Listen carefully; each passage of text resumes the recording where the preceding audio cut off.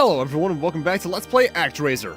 Last we went through Bloodpool, clearing it as we did Fillmore 2 parts ago, and now it's time for us for our third area, Kasandora. Make sure you have Magical Stardust equipped, and let's get right into the first action stage.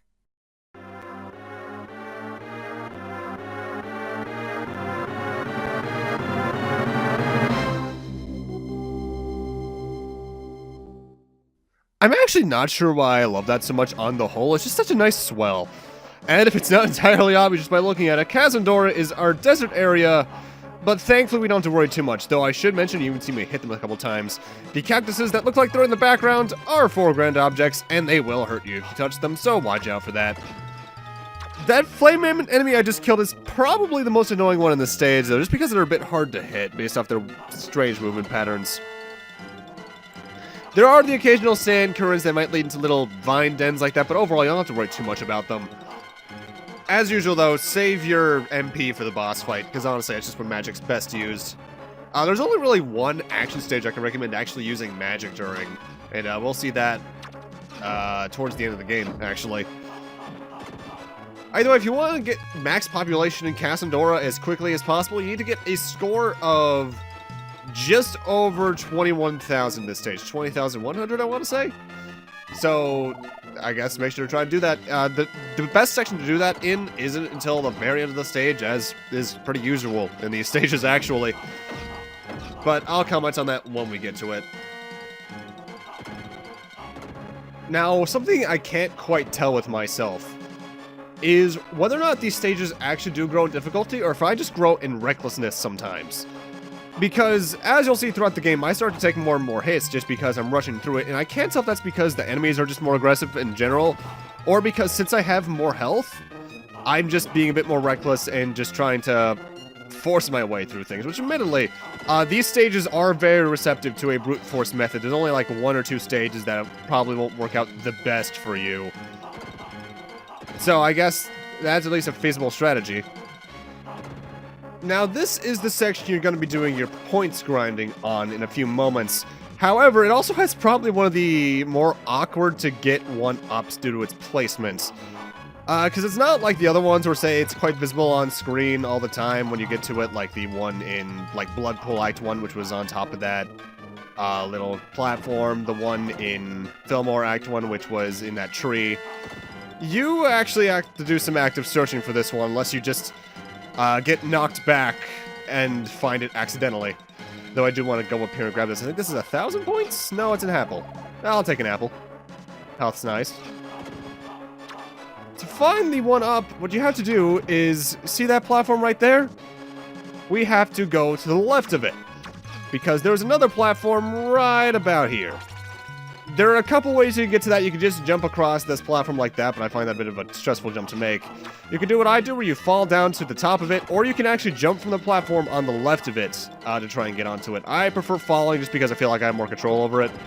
Because something I like that this game does that's immediately better than a lot of NES games is that in midair you have a lot more control of your movement. You're still rather stiff, but you can, like, say, hold back when you're falling, and you'll at least veer to the back. Either way, it's time for this boss of the stage, which is a giant antlion who likes to come up and spit rocks. However, Magical Stardust tears it a new one, to say the least. It can also use its little pincers to try and drag you down into the hole, but that's about it. I don't even think the pincer attack's an instant kill. I think it just does damage. In fact, I think the only thing in this game that is instant kill is some spikes, and I don't even think there's a way for the game to crush you, so that's actually rather kind. Either way, that's Kasandora Act 1. Got way over the score I needed. Time for the sim section. And as with Bloodpool, we have a new environment tile to deal with, though this is probably one of the rarest in the game. Turmoil. Kasandora may become a land where people can live in peace. Alright, my master, let us work towards peace. And they have something to tell us as usual. My master, this is Kasandora, a desert town. Please send rain to wash away the sand so we may cultivate the fields. Similarly to the marshlands over in Bloodpool, we need to use a miracle in order to wash away the new tiles. However, this one's a bit less expensive because we need to use rain to wash away the desert, which costs, I think, 20 SP versus the sun's 30. However, they make up for it by having a shitload of deserts. It takes up maybe 3/4 of the area, and you can only do it one tile at a time. And something I haven't mentioned, I think, about using miracles and such, is that when you use a miracle, from the moment that the menu is open to use them, and into the point where the animation of the tile you're using it on fading away ends, the clock on the top right is frozen. Nothing else is when it comes to that, though. You're not, the enemies aren't, obviously, so they can still screw you up. So you need to be keeping a watchful eye on what's going on around you. However, I have to admit, while it's larger than a lot of areas and has a lot more tiles to deal with, I think Kasandora is the easiest out of the first few areas to get max population in. In terms of population stats, the starting population for this town is 450, but the max is 874, just like in Bloodpool. However, there is still going to be some tricks to getting max population with it. In fact, to do it easily, you need to do it during Act 1, due to a thing that can halt your that will halt your population actually after Act 2's action stage. My master, some of our people ventured into the vast desert and lost their way. Please lead them to us. We could lead them to them. Obviously, we need to get rid of the desert first. In fact, that's the one thing I'm doing with that tile for right now. However, in the long run, I'm actually waiting to get that tile until I've done everything else in this area. I'll get into why in a moment, but first off, I should just mention, I used the wheat offering we got in Bloodpool on a cornfield there to convert it into a wheat field. That replaces any cornfields that would be grown in Kasandora with wheat, therefore making the support structures just a bit more efficient. Though I should note, you don't have to worry as much about structures in this area, because as long as you convert the corn to wheat fields, you've basically, I think, almost entirely guaranteed yourself max population at that point, because this area still reaches max structures, but you don't have any bridges to worry about. Either way, the reason I'm avoiding this person here, or at least avoiding guiding the people to that square, is rescuing that person starts about 5 events simultaneously. And by that I mean it allows you to get 3 items from squares that you have visited, and then it does, I think, 2 things after you beat Act 2. One of those 2 things stops population growth. For me, that doesn't matter as much because I reached the score I need for max population already, but in case you haven't and need to wait until Act 2 to do that, wait until then to reach that square. And even then, you still want to wait until you reach max population to do it anyway. So we're just going to be letting that person kind of turn into jerky in that square of the desert. Oh, there's a little marking there in the top left of the area. I wonder what that's for. The red devils here can be rather annoying because the thing is about Kasandora is that I think it might be the widest open area in the game. Compared to even Bloodpool or Fillmore, there is, aside from the desert, nothing in your way in this region. It's a giant, wide open, flat land. It's like it's a desert. Something I'm not entirely sure about with this area is what exactly causes the plot in it to progress. I want to say it might just be uncovering the area where the second action stage is. However, ultimately, it doesn't matter too much because you're going to be taking away all the desert anyway. This is a place where you definitely want to go after the monsters, though, just because, I forget if I even mentioned this. When you kill a monster, you actually get SP because of the soul that's being sent to the temple. What it is depends on the creature itself. Like, I think red devils give 4, yeah. I think bats give 1 and dragons give 2. It's very minor, but obviously every SP counts when you're trying to do this much with an area. Though I think this might be the area that has you use your SP the most, just because of the amount that's in it. Either way, we're at least almost done with the desert, so we're at the point where it's going to be mostly just directing our population growth. But this square contains something a bit special. A tremendous rain fell in the northern desert, revealing a pyramid. We sense an evil presence exuding from it. We will be investigating the matter, and we'll let you know what our investigation uncovers. And thus the plot can progress. Also, a pyramid in one of these games seems kind of familiar. One thing I don't think I've actually gone over is that I know I mentioned that I've been planning on doing this game since the original Dragon Warrior, but in terms of who developed this game, it was a co-opted development, I think, by Enix, obviously Dragon Quest and Warrior, and Quintet. They've done a couple other games together, namely one I LP'd years ago at this point even, around the time I met Kenny even, Illusion of Gaia. The entire Gaia trilogy, even. Illusion of Gaia, Soul Blazer, and Terranigma. I want to say this was their first adventure together, but yeah, actually, no, that sounds about right. And I think the ironic thing about it is their least popular game is this game's very sequel. Mind you, they didn't do too many games together, only a handful of them, but most of them are all quality games. Even ActRaiser 2, despite me not liking what it did. I'll get more to that later. Hey, the Civ level finally improved. Now, something important you have to do during this region is make sure that you develop generally into the mountains, like I'm about to do here. Go right there, right there, right there. Because that does count as road, and those are sections where you can build population, obviously. And on a max population one, getting population's kind of important. Call it a hunch. But yeah, you might notice in the top left of Kasandora, there is what looks to be a reference to the Nazca lines from South America, which, coincidentally, Illusion of Gaia also included. Keep that in mind for later. And we're almost at 2,000 people. Our small world is becoming ever so much larger. I don't know exactly what it is about this game that made me grow to like it as a sim game on the whole, though. Because here's the thing, there aren't too many genres of games I'm not that into. They're very limited. It's more or less just a lot of RTSs and sim games, really. But I've never been quite sure what it was about ActRaiser that made me love it so much. Maybe it's the fact that it's a simpler sim game and that you're co-opting it with platforming stages. I'm not entirely sure. But I've always, ever since I first played it, this is a game I've just loved. Yeah, that person's definitely still lying there dead. I think eventually a dog even shows up. I'm not sure what that exactly means. It might just be because there's population growing around the area. I don't think it's supposed to be like a hyena or something trying to eat the corpse.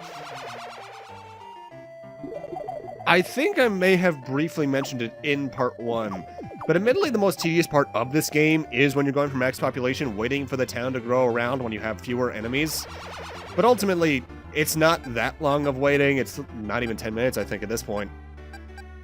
But I can see that turning off some people who are in for more of a something is always happening kind of sim game. Though even then, on the whole, sim games are generally just more relaxing games. Like the little time I spent with SimCity was pretty much the same thing.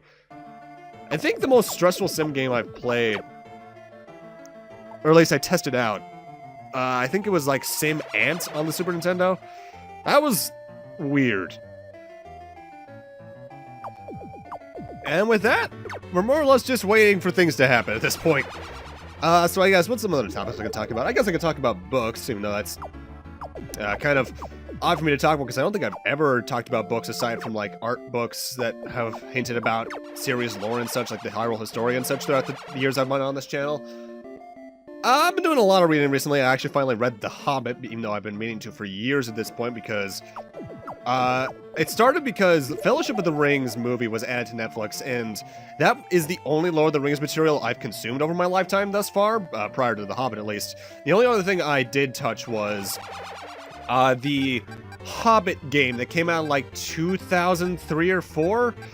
We got that on PC around that time, and I enjoyed it, though. I got stuck at the Goblin stage because for some reason the stealth section towards the end of it scared the shit out of me when I was a kid. And I enjoyed The Hobbit. Tolkien, I thought, had a very interesting way of writing. Not like interesting as in like, what's going on, but the cadences and the way the sentences were structured kept my attention. I can say that. It's very poetic in a way, even. I know a lot of people probably said that over the years, but it's what always caught my eye. Otherwise, I'm finally reading some Stephen King books, because it took me my entire damn life to do it, apparently. I'm starting with the Dark Tower series, just because I hear that's his big magnum opus, if it's not The Stand, at least. What's next on my reading list, actually, over there? Because I have a pile of, like, how many is that? About 10 books on top of my nightstand. On the top, which is the thing I'm about to start reading, probably after I finish this commentary while I wait for the render to go through, is Michael Crichton's State of Fear. My mom recommended that one to me, so I'm looking forward to that. After that's a Norse mythology book my dad got me. And then it's Blade Runner. Oh, and hey, level up. Nice. The added benefit I don't think I've entirely mentioned about leveling up in this game is that it completely restores your SP, which is really handy in stages where you have to do a lot. I kind of wish that I would adapt my playstyle a bit, actually, when it comes to that, because the biggest issue with Kasandora is with the way I play the game a lot. I always level up towards the end of clearing all the sand and therefore don't get to use all that SP effectively. A better way for me to learn to play the game, I guess, would be to start the population growth here, maybe get rid of all the, just build into all the grass tiles that are there to start.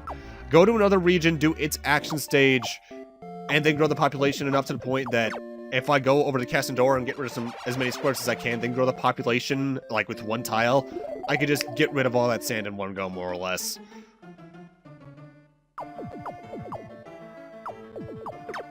At least we're getting towards the end of it, at least. It's something I will say about this in the long run.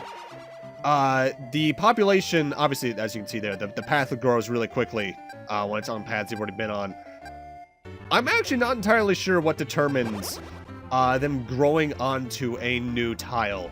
I don't think it's immediate. I want to say there is some formula to it, depending on like what the time is on the hourglass and such, but I'm not entirely sure about that. It is important, though, at this point, again, avoid the tile that has the dying person on it, because we want to avoid them as long as possible in order to grow our population to max quickly enough. And it doesn't really matter what order you take out the monster layers on the top, because more or less, the way I generally do it, I take care of one, then gun it directly through the pyramid to the other, even though I think gunning it to the pyramid actually unlocks the next action stage. But again, it's not like this is a stage where gunning it to the action stage will lock off your population.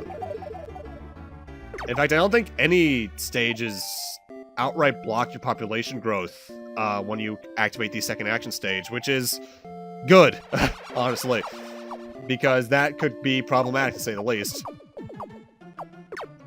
In terms of areas you definitely want to make sure you build around, though, make sure you build towards the top left of the stage near the Nazca line thing. Definitely build into the mountains on the southeast, I think, or was it the southwest? One of the two. Because there are items there for you that you want to grab after we rescue the dude there. Thankfully, the slow part of the sim mode's almost done, because once we get the roads all done, all that we have to do at that point is use an earthquake to destroy all the level 1 and 2 houses, and then we just wait some more, albeit that'll be sped up, for us to reach max population, because as you can see, we are pretty high up there, all things considered, the population levels right now at about 5,500. So there's not going to be much left to do at that point, though given the amount of level 1 and 2 houses there are at this point, we're going to be losing a lot of people to that earthquake. I found something again. Another bomb. Again, I do recommend saving your bombs and your Strength of Angel bow and arrow things. For the latter third of the game, I will be a bit more specific at this point, because the last... I guess more to the last... It's 2 of the last 3 areas, more accurately, have a lot of enemies that can cause a lot of pain. And Strength of Angels and bombs are just going to help you clear that out. Though also useful will be the wind miracle, because that'll blow away any enemies in these areas, if I recall correctly. But that's the last monster layer done. Civilization levels improved, and they have something to tell us. That pyramid has been enticing us. Those who went to investigate the pyramid have not returned. When we sealed the final monster's lair, the pyramid revealed its true purpose. The pyramid is the main monster's lair. Oh, Master, please come down and seal this evil pyramid. Alright, and with that, we can now exit the next action stage, but we still have a little bit to go. Let's actually redirect the people a bit, just to make this pathway a bit easier on us. And once we do that, well, we won't actually have that much left to do before we go and rescue that guy, finally. That does make you wonder, though, because something I've never been quite a bit clear, I've just kind of always assumed what it's supposed to be, is exactly how much time is supposed to be passing every single time the hourglass fills. I always took it as maybe a week, but given the fact that they're constructing houses that quickly, I guess it could be a month, if not longer. I also think this might be one of the few cases where you can build on the square where the second action stage is. Usually, it's far removed from everything else, and you can't actually build on it, so that's a bit weird compared to some other things. One thing I should note, though, when it comes to using an earthquake, is that no matter what you do in your town, there will always be a minimum of 2 people in it. Because I think those 2 are supposed to be the ones who talk to you a lot, and I think they are implied to live in the temple. I think. So, you don't have to worry about completely eradicating and making a place completely inhabitable. There will always be people in a region. Actually, I guess that technically makes the minimum population in your game always 12. Which, you know, I wonder if there's a challenge when they go for like a minimum population. That sounds like something that people would do. Minimum population with minimum level that you can get. That would require at least 60 people to get the monster layers all down. But barring anything you destroy along the way, Something I've actually never been too sure about is whether or not, in order for you to progress into the next tile you build onto, if you need to, say, have houses on the tile before it. That sounds like something the game would try to pull on you. Either way, it's time for us to use that earthquake, because we want to avoid building on that tile still. And the people have something to say to us. Oh, Master, thanks to the earthquake you just caused, some of the pyramid walls have fallen. As a result, we found an unusual duel. Please accept it as an offering. I believe that's supposed to be an extra life. Or at least a source of life, rather, which I don't think I entirely explained what it is last part. I briefly mentioned it, but I didn't quite word it right. Essentially, what a source of life is a 1-up, but it's not just a 1-up for the next stage. A source of life permanently increases the amount of lives you carry with you at the start of a stage by 1. Say, I think you start Fillmore Act 1 with 3 extra lives. Right now, I think we technically start with 5 extra lives every time we go into into an action stage. We're at normal speed, though, which means we're actually going to get a level up. I don't like to speed up the level ups because I like you guys to be able to read the text that's going on, particularly how many people it'll take to get to the next level up. There might be 1 or 2 times where it still doesn't happen because I forget to because I'm an idiot, but that's just because I'm me. With that, though, we've reached 874, which is the max population for this area, so let's finally go and rescue that dude. Though we're not going to get the text for us rescuing him yet, purely because it takes some amount of time for that to happen, so... the easiest way for me to do it is actually just to go right into the action stage first. After I get all of the roads, of course. When it comes to this action stage, you don't have to worry about too much. Magical Stardust, though, is going to be useful, as usual. So let's head on over to the Sky Palace and tackle this. This is going to be our 6th action stage. So let's save on up and make sure we have the right magic equipped. Though you don't have to do that. Once you have a magic equipped, it'll always have it equipped until you change it. So let's head on down.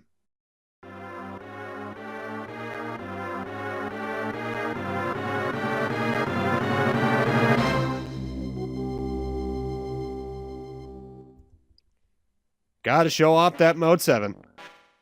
Act 2, if you didn't get enough score in Act 1 to reach max population, is very easy to reach an additional score to get that in. Let me restart that sentence, because that was horrible. If you didn't get the score for max population in Act 1, getting the rest of the score in Act 2 is very easy to do, because there's a lot of enemies in this place, a lot of which go down pretty quickly. And notable, in the first stage, more or less, first stage of Fillmore, rather, more or less every enemy gave you 100 points, except for maybe those monkeys, which gave you 200. The farther in the game you go, the more likely an enemy is to give you more of a score. Though that enemy can be annoying, the way you want to take them out is to do an attack, jump over their slash, and then attack them back.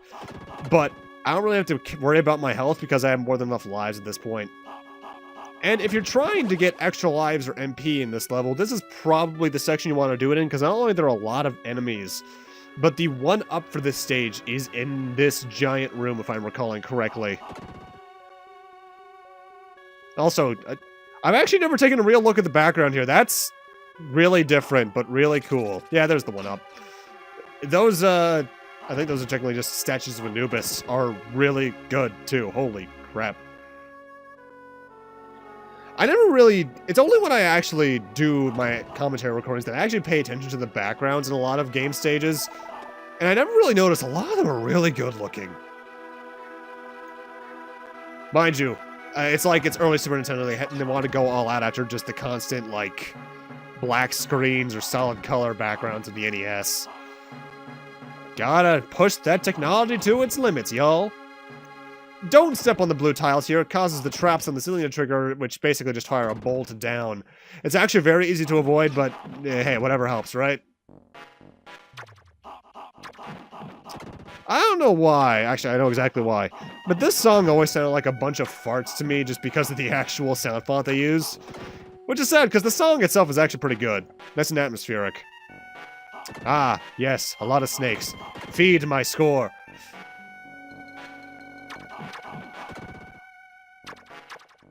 There are some jumps that are a bit tough to make in this stage just because they kind of make you use the entire arc of your jump. But at the same time, you don't have to fear that much. I believe these spikes, by the way, are instant kills, so watch out for that. And especially be careful here, because you slide down the hill. And we need to wait for a platform here? But you need to wait a bit longer than you'd think, because those do dip into the instant kill spikes. So if you jump on that too early, you're probably taking a death. And you always need to be careful about that. But with that, we actually have a rare enemy palette swap, because these guys actually are just outright more powerful and even have a shockwave attack. But with that, I believe we're at the end of the stage. Boss of this stage is this giant pharaoh head. The way this attack pattern works is that it'll float around until you're underneath it, in which case it'll charge down at you, fire a ball at one of the walls, which will become one of those pharaoh head enemies we've been taking out, which will fire an arrow at you. However, Magical Stardust, again, kind of massacres the boss fight. I tell you, this spell is kind of broken. Though, admittedly, you can't always rely on it, because there are some bosses that aren't as easily affected by it. So yeah, see, if you hadn't gotten the score necessary in the first stage, you probably would have gotten the rest of it here, because that's a lot of score. And people have something for us. Thank you, my master, for sealing the evil pyramid. The man who was lost and died in the desert was probably enticed by the pyramid's magic power. Thank you so much for taking care of us. We can now look after ourselves. Please help other lands become as peaceful as Kasandora. And they have something for us again! My master, thank you for leading us to them. Sadly, life had already left the missing man when we arrived. We planned to bury him near the shrine. The missing man was found holding a strange scroll in his hand. My master, we present this to you as an offering. Oh, another thing in different music. My master, Kasandora is the birthplace to the marvelous art form music. I composed this music for the man who lost his life in the desert. Music has mysterious powers. By listening, people can calm their hearts and soothe their pains. My master, we present you with the music as this year's offering. Oh, and another thing. Oh, master, we found a strange scroll at the foot of the mountains just south of here. We present this to you as an offering. Please accept it. Oh, another thing? We found an ancient tablet underneath the rock of the ancient ground drawing. The tablet says something about an island that has the same shape as the ground drawing. We present this tablet to you. Please accept it. You're gonna need to keep our eyes for that. Christ, another thing! My master, too many people are dying of the plague. It is terrible to see so many suffer, wither, and die. Please give us some herbs. Please save us from suffering and bring peace to our lives. That's the event that stops the population growth I was talking about that triggers in the second act if you rescued the guy. So yeah, we're gonna need to keep an eye out for something in the shape of that form, but now we have a lot to collect. Not only do we have music, which they outright created, we have 2 MP points, an extra life point, which I think is the jewel we got from the earthquake from the pyramid. But that's what I mean by there being a crapload of events that are triggered by rescuing the citizen.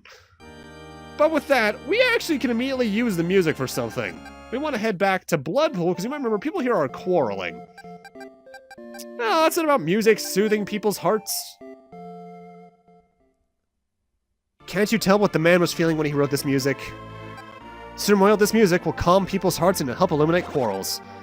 And there we go. My master, Bloodpool has extended its borders to the far reaches of the ocean. With the man's invention of a device known as a compass, our navigational ability has been improved tremendously. We present this compass to you as an offering. Please accept it. And with that, the fights are over, but we can also go collect that compass. My master, that is called a compass. This great invention will always tell you the direction of your travels. This also enables people to navigate the open seas for fishing. We also want to grab another wheat for something in a moment. Though, that also, if we check our population, changes the status of Bloodpool's population growth from stop to max, because we already reached the max there. But we actually want to use the compass immediately, because it's usable here in Fillmore, which is one of the only other places that actually uses sea travel. This area is now able to navigate the open seas. And they already have something to tell us about it. Our master, we have learned the skills of deep-sea fishing. Our deep-sea fishing is bound to yield curious finds other than fish. If something is found, I will inform you. So we're actually going to speed up because this actually does influence something. We need to wait, I think it's 3 cycles of the hourglass for something to happen, so I'm just going to direct the building back to the temple because it just feels right. This town's come far since we started. And once that happens, this happens. My master, a strange jewel was discovered during our fishing expedition. We present it to you as an offering, please accept it. And if we check our offering list, there's another source of life. But with that, I'm going to need to end this off here. Thank you guys for watching, and in part 4, we'll be moving on to the next area, which I actually find harder than 2 areas from now, weirdly enough. But I'll talk more about that next part. Thank you guys for watching, and see you guys then.